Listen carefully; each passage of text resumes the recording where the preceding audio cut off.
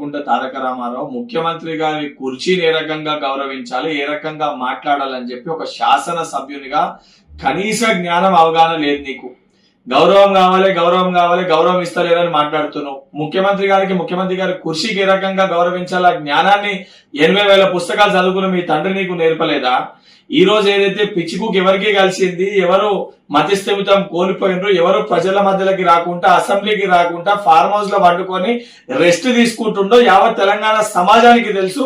నిజంగా అటువంటి పరిస్థితి ఉంటే వెళ్ళి మీ తండ్రి గారికి చెప్పించి అసెంబ్లీకి బయట ప్రజల మధ్యలోకి తీసుకొని వచ్చి వారి యొక్క బాధ్యతని వారికి గుర్తు చేయి.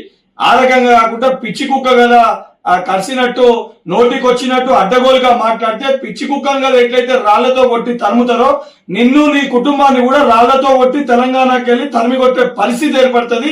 కేటీఆర్ మాట్లాడినప్పుడు నోరు అదుపులో పెట్టుకొని మాట్లాడమని హెచ్చరిస్తున్నా.